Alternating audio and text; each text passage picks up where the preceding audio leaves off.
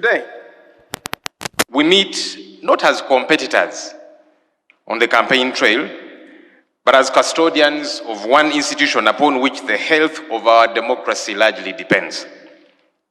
Our political persuasions may differ, but our constitutional obligation is shared to represent our people faithfully, legislate wisely, safeguard public resources, and ensure that those who exercise public authority are accountable to the citizens from whom that authority is derived.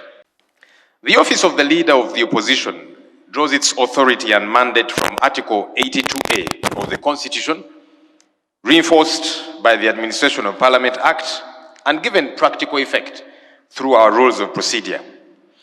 It sits within the constitutional architecture through which Parliament holds the executive to account, a function that is not just ceremonial. Parliament was never designed as a passage point for government proposals.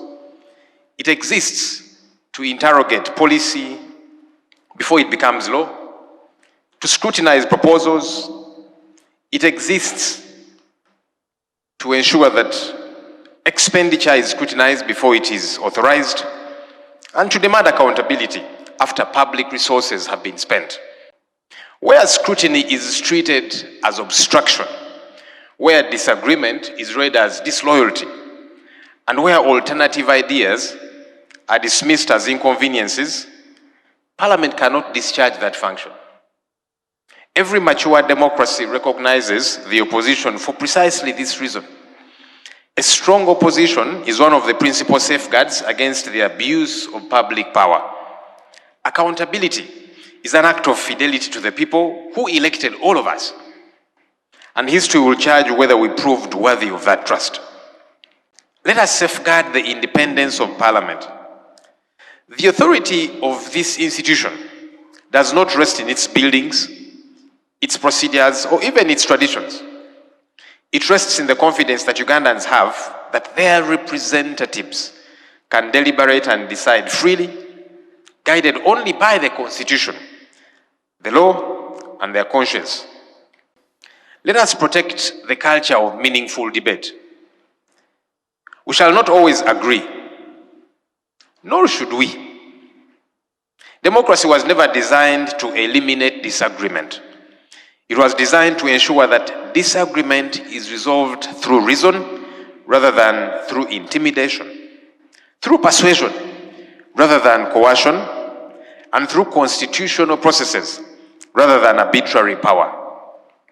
A parliament that welcomes diverse opinions almost always produces stronger decisions than one in which only one voice is heard.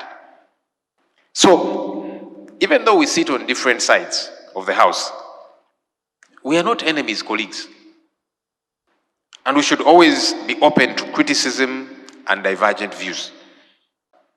As the leader of the opposition, I give this assurance: we shall discharge our constitutional mandate firmly, responsibly, and patriotically.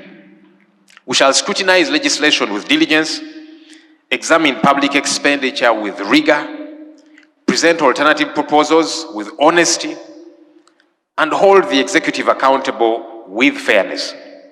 Where government actions advance the national interest, they will find constructive support from us. Where they depart from the Constitution, however, and undermine accountability or fail the people we all represent, we shall speak with clarity, conviction, and respect for this institution.